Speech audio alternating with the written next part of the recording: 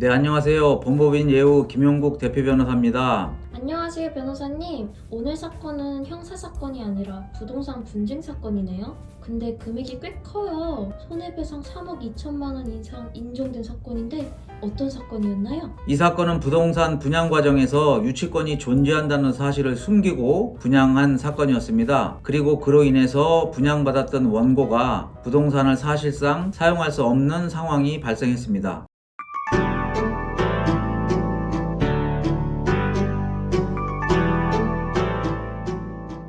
보통 분양계약은 돈을 내고 등기를 받으면 끝나는 거 아닌가요? 정확히 어떤 부분이 문제가 된 건가요? 네, 문제는 그 건물에 유치권 분쟁이 이미 존재하고 있었다는 점이었습니다. 시공사였던 건설사가 공사대금을 이유로 건물에 대해 유치권을 행사하고 있었고 실제로 점유까지 시작한 상태였습니다. 그런데도 피고들은 이 사실을 제대로 알리지 않은 채 분양을 진행했습니다.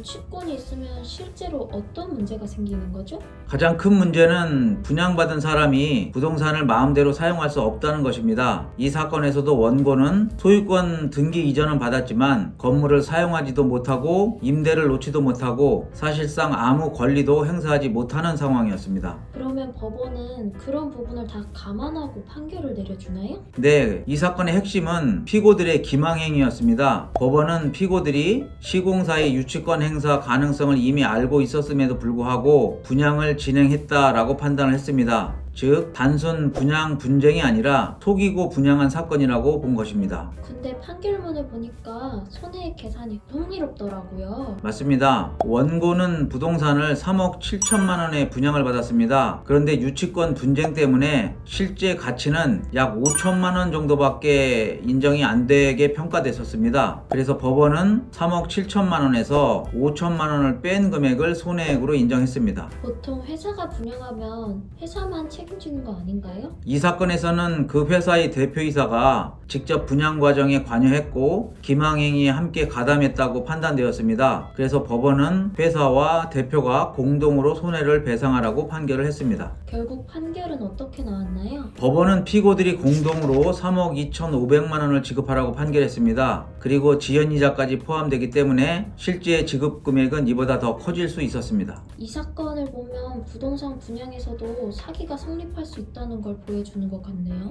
네, 맞습니다. 그런 경우가 종종 많이 있습니다. 부동산 분양에서는 유치권 소송, 권리 분쟁 같은 중요한 사실을 숨기고 분양하면 단순 계약의 문제가 아니라 기망에 의한 손해배상 책임이 발생할 수 있습니다. 부동산 계약은 금액도 크고 권리관계도 복잡해서 분쟁이 생기면 피해 규모가 커질 수밖에 없는 것 같아요. 네, 맞습니다. 특히 분양계약에서는 등기만 확인할 것이 아니라 유치권이나 다른 권리 분쟁 여부까지 꼼꼼히 확인하는 것이 중요합니다. 비슷한 문제로 고민하고 계시다면 전문가와 상담을 통해서 법적 대응 방향을 검토해 보시길 바랍니다. 네, 오늘도 말씀 감사드리면서 오늘 영상은 여기까지 하겠습니다. 감사합니다. 네, 감사합니다.